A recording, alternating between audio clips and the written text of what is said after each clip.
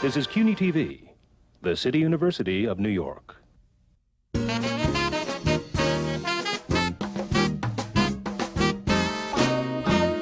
Stephanie, por favor, de la escuela. Tómate para que te veas en la escuela.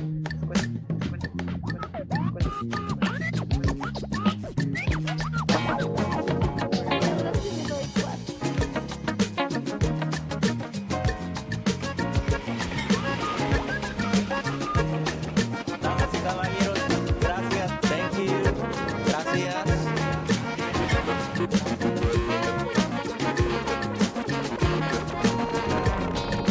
Hola, ¿cómo están todos? ¿Todo bien? ¿Todo bien?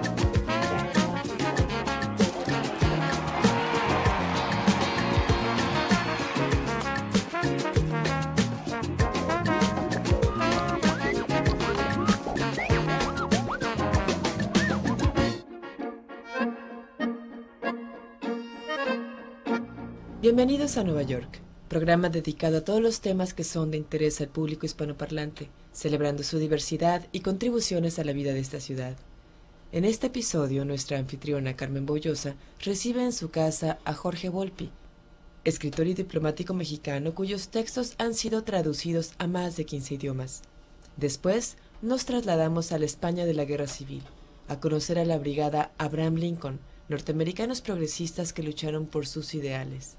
Luego, Patricio Lersundi visita a César Perales, director del Fondo Puertorriqueño para la Defensa Legal y Educativa, quien ha luchado por los derechos de los migrantes latinos en los Estados Unidos desde hace 3 décadas. Y finalmente, vamos a ver a Alejandro Jodorowsky, artista multidisciplinario que nació en Chile, vivió en México y ahora reside en París, y que vino a Nueva York a la Sociedad de las Américas a hablar sobre cine y a leer el tarot. Ahora, iniciemos nuestro programa con Carmen Boullosa y Jorge Volpi. Soy Carmen Boullosa.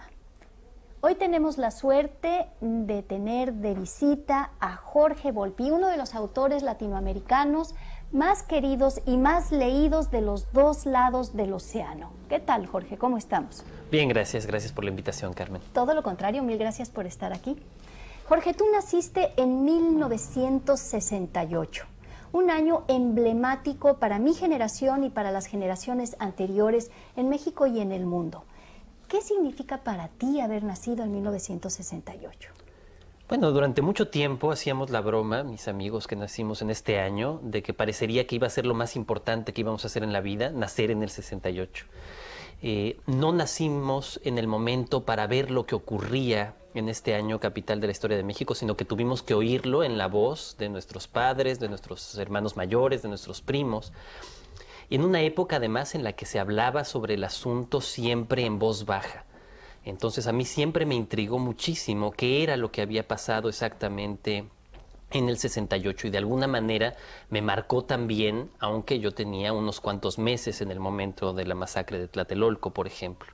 Y eso fue lo que me ha llevado, por ejemplo, a escribir tanto un ensayo largo sobre el papel de los intelectuales en México en el 68, como luego una novela sobre el 68 en Francia y en otras partes. Por la novela con que ganaste el premio Seix Barral, el público latinoamericano te recibió con alegría y con avidez. ¿Qué quiere decir el premio Seix Barral en la tradición literaria latinoamericana? Bueno, fue un premio que durante su primera época marcó profundamente las nuevas generaciones de grandes narradores latinoamericanos. Un premio que en su primera época, dado en España por la editorial Seix Barral en Barcelona, el premio Biblioteca Breve, fue ganado pues por autores de los dos lados del Atlántico importantísimos, nuestros clásicos vivos, Mario Vargas Llosa, Carlos Fuentes, Cabrera Infante, Juan Marcel, Luis Goytisolo, una nómina muy impresionante.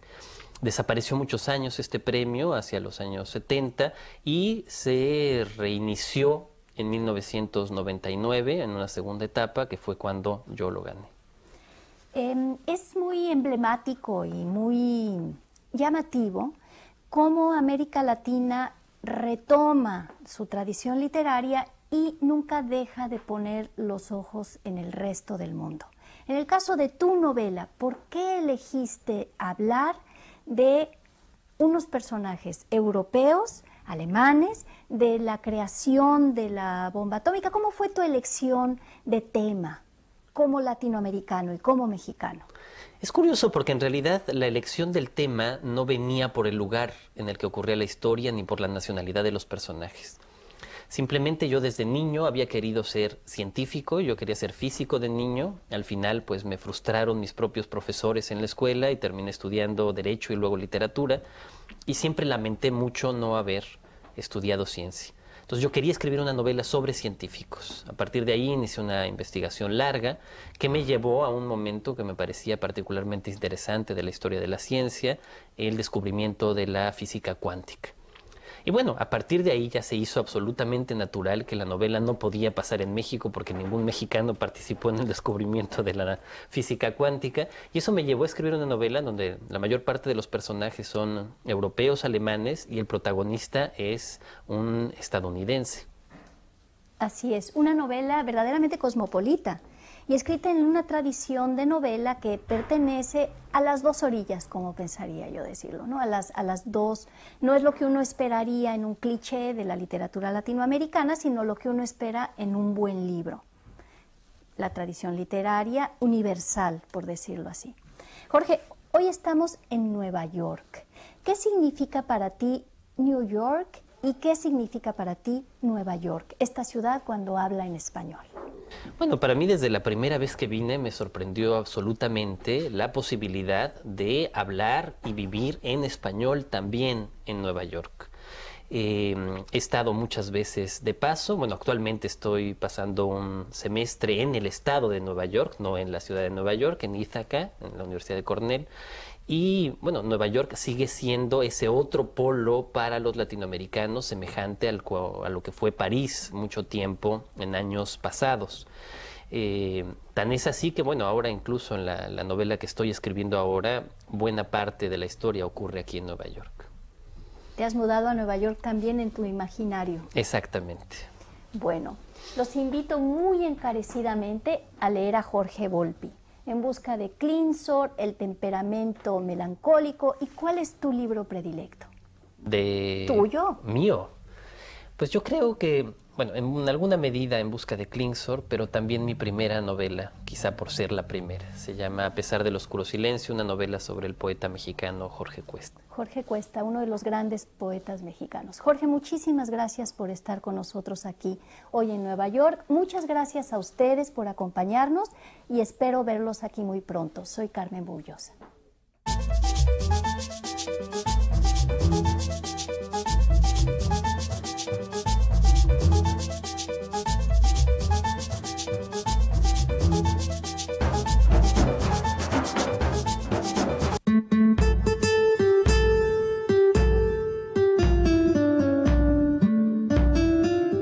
En España, en julio de 1936, el general Francisco Franco dirigió un golpe de Estado contra el gobierno que los españoles habían elegido democráticamente.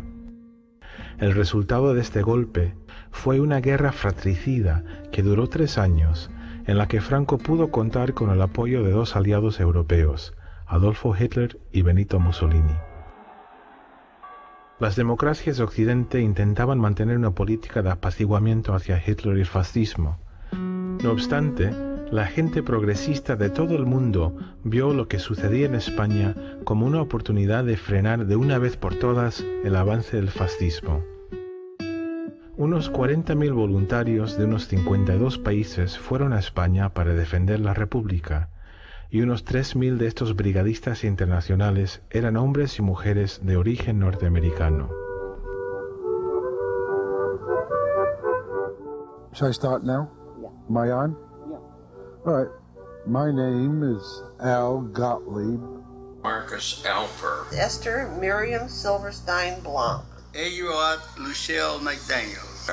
Hoy en día utilizamos el nombre de la Brigada Abraham Lincoln para referirnos a este extraordinario grupo. Los archivos de la Brigada Abraham Lincoln, ALBA, es el nombre de una organización de veteranos de la Guerra Civil Española, estudiosos y activistas, que tiene como objetivo mantener viva la memoria del antifascismo de la Brigada. ALBA ha organizado el archivo más importante del mundo que documenta las vidas de estos luchadores antifascistas. Este tesoro de materiales históricos se alberga hoy en día en la Tamiment Library de New York University. El Centro Rey Juan Carlos I de España de la misma universidad ha organizado una exposición sobre un curioso aspecto de los brigadistas, el de su creatividad artística. Estamos rodeados de una exposición titulada El legado cultural de la Brigada Abraham Lincoln. Y aquí esta exposición es un intento de celebrar la producción cultural de ese grupo. Había una gran diversidad ideológica, de formación, de procedencia geográfica. Había comunistas, anarquistas, había intelectuales, albañiles, artistas, de todo. En Nueva York había una conciencia internacional e internacionalista muy fuerte, como hay hoy en día, y eso contribuyó a que hubiera muchos voluntarios neoyorquinos. En la exposición hay muestras de varios dibujantes. Los dos que yo destacaría serían Sid Graham, que fue un voluntario africano-americano. Después hay dibujos de Joseph Vogel, que fue un artista ya reconocido antes de ir a España. En esta vitrina tenemos unos ejemplos de lo que consideramos nosotros el arte de la supervivencia. Son artefactos creados por presos de las brigadas internacionales cerca de Burgos. Hay una cita muy famosa, no sé de quién, pero que decía que los fascistas ganaron la guerra, pero nosotros teníamos las mejores canciones. Y aquí hay algunas muestras de la cultura musical que fue tan importante para los voluntarios. Esta parte de la exposición tiene que ver con los voluntarios que se murieron en España. Se calcula que la tercera parte de los brigadistas nunca volvieron. James Lardner era periodista, escribía para el Herald Tribune, y uno de los documentos más conmovedores de todo el archivo es una carta que James Lardner escribió a su madre, en la que describe los motivos de inscribirse en la Brigada Lincoln. Dice: porque creo que el fascismo es malo y se tiene que exterminar, y que la democracia liberal, o quizá más probablemente el comunismo, es bueno.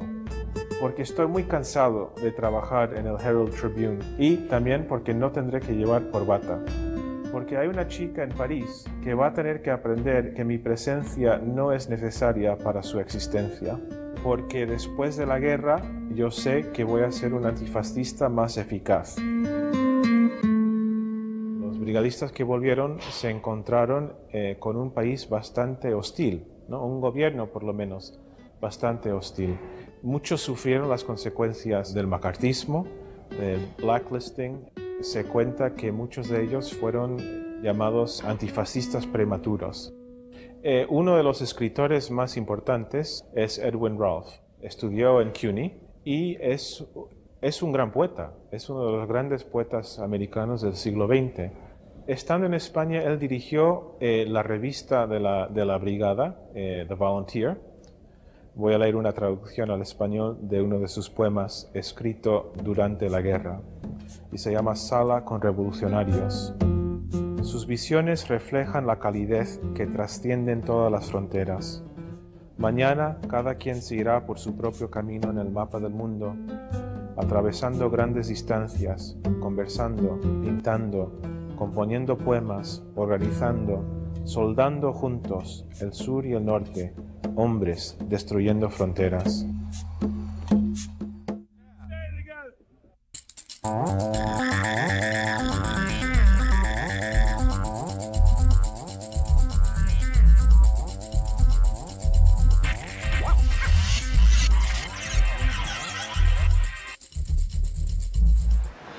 Hijo de padre puertorriqueño y madre dominicana, casado con una cubana y con yerno mexicano, César Perales es parte de esta nueva cultura latinoamericana. Abogado y presidente del Fondo Puertorriqueño para la Defensa Legal y Educativa, César nos habla del fondo, de la emigración, la educación bilingüe, el voto hispano y el futuro político de la comunidad hispana. César, bienvenido a Nueva York. Gracias, Patricio, es un placer. En 1972 fuiste uno de los creadores del Fondo Puertorriqueño para la Defensa Legal y Educativa.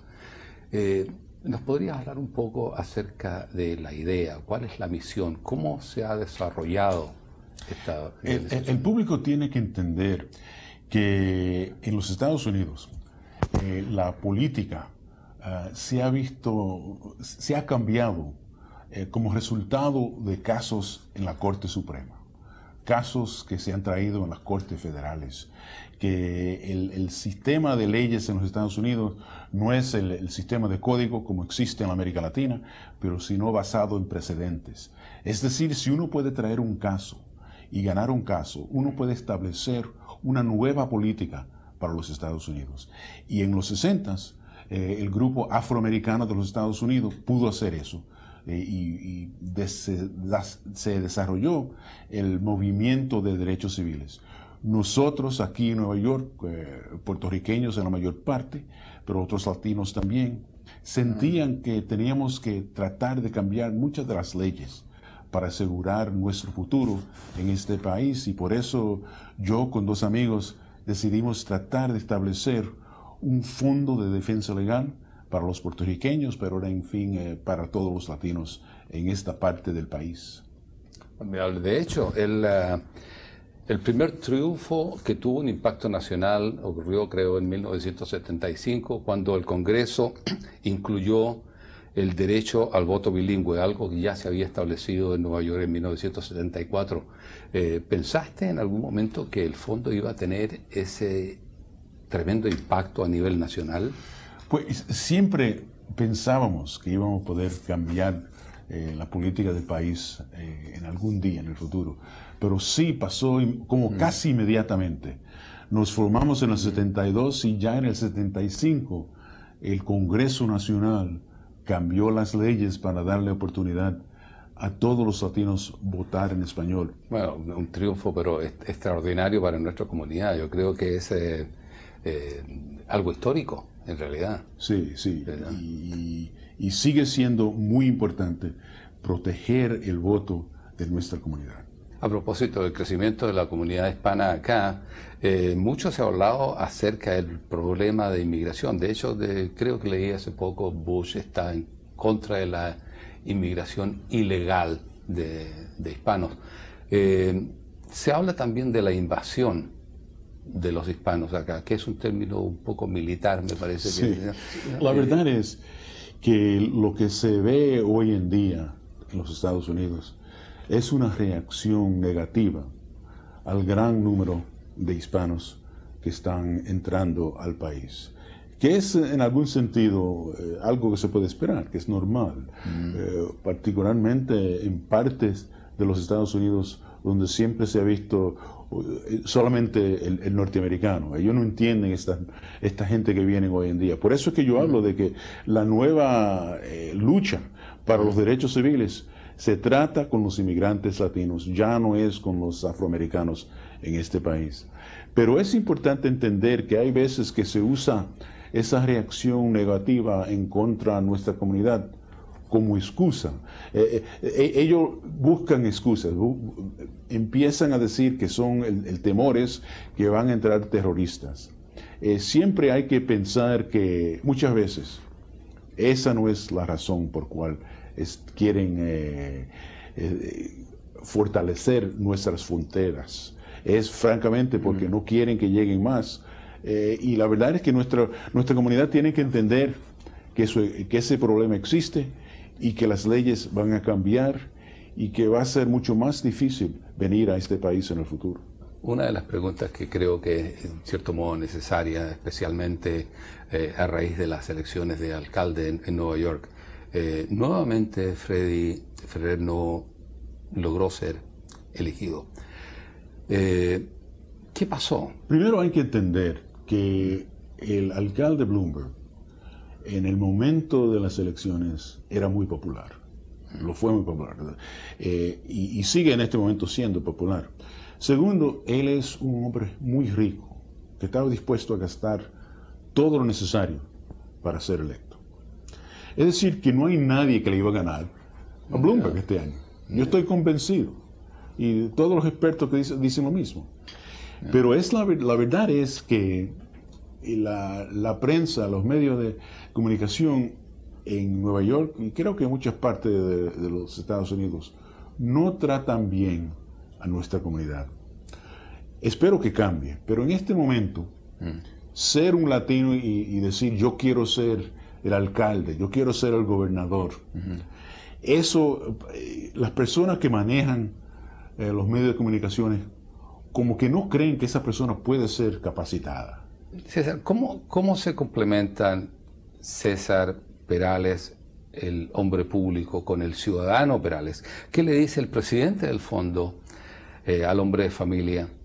Lo que yo le diría sería lo que mi papá, que vino de Puerto Rico como un joven, que aunque él se enfrentó a muchísimo racismo en este país, era quizás el único sitio donde él podía ir, ganarse su vida y tener como hijo un abogado. ¿Y el padre de familia qué le dice el presidente del fondo? El padre de familia. Lo más importante es sus hijos, educar a sus hijos y seguir con ese orgullo que nosotros traemos de nuestro país, que los niños, los hijos, sigan teniendo ese mismo orgullo en sí. Okay. César, muchas gracias. Aquí Patricio Lersundi, nos vemos en Nueva York.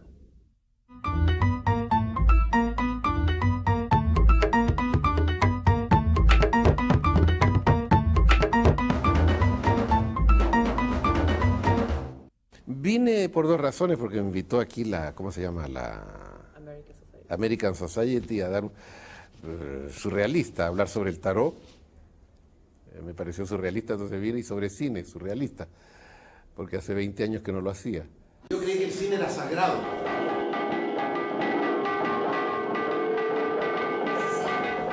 Yo creía que uno se podía iluminar viendo una película como cuando lee un sutra. Yo siempre consideré que el cine era arte, y para mí el arte más grande, porque reúne todos los otros artes. E incluso para mí era como una manifestación de la poesía. Yo quería hacer todo, actuar, escribirlo, colorearlo, hacer la música, todo, los trajes, los decorados, todo. Como una manifestación de artista esencial.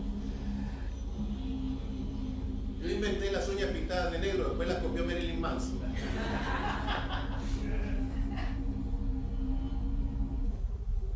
Bueno, el arte no fue un proceso para mí, fue como que me creciera un brazo o 2 brazos más o 4 brazos más. Empecé a leer cuando tenía 5 años. Era diferente a todos porque estuve en un pueblito chiquito de 2000 habitantes de frontera con Bolivia, y yo era hijo de migrantes que se hacían pasar por rusos, eran judíos, era blanco como la leche, y tenía esta nariz que todavía tengo, ves tú, pero en esa época era del mismo tamaño que ahora, y mi cabeza más chiquita. Me decían Pinocho. Entonces, no me quedó más que leer y refugiarme en la poesía y en el arte, ves tú. Eso me salvó la vida, porque el arte podía haber dedicado al fútbol también, ¿no es cierto? Me tocó así como una maldición. Fui artista. No, fue como una maldición porque me hizo diferente a todo el mundo, y el camino del artista es muy duro. Nadie quiere a un artista. Él se tiene que abrir paso. Y a un artista genial como yo, mucho menos.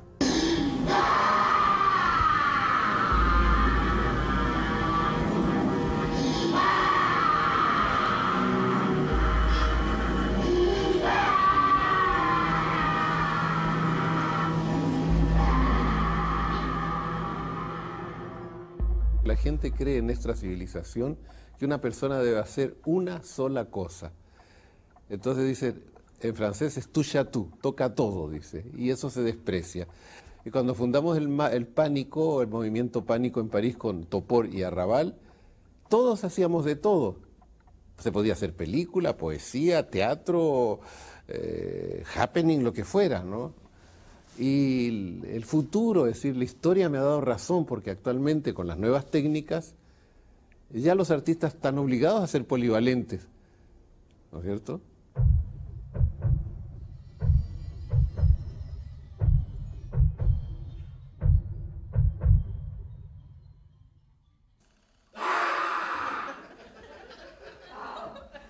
Y además pasé los límites del arte porque entré en la terapia. Yo dije, ya no hago más arte si no es para sanar.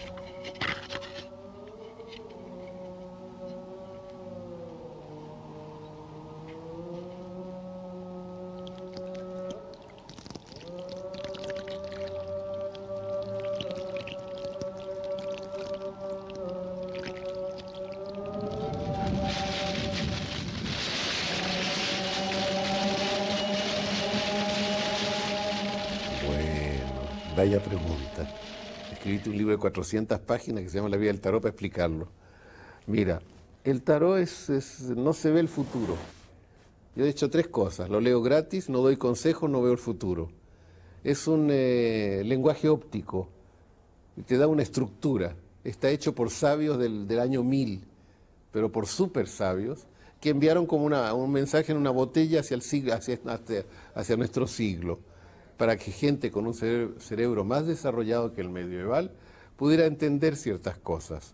Entonces el tarot tiene un mensaje profundo que hay que ver cómo es, descubrirlo, ¿no? Entonces hay que estudiarlo. Lo mental, el intelecto, la palabra, el verbo. El tarot debería ser enseñado en las universidades. Es un sistema de aprendizaje del alma increíble. Miren, amigos de habla hispana, la nacionalidad es como un mono que tiene una cola y mueve no sean más hispanos, sean seres humanos del planeta, avancen y provoquen una mutación cerebral. El mundo no cambiará con una revolución política, sino con una revolución poética y biológica. Tenemos que crear un cuarto cerebro. Hemos creado del cerebro reptiliano, pasamos al cerebro mamífero, pasamos al cerebro lógico, ahora tenemos que crear el cuarto cerebro que va a ser inmaterial como un halo alrededor de nuestras cabezas y nos va a hacer nuestro pensamiento va a poder expandirse.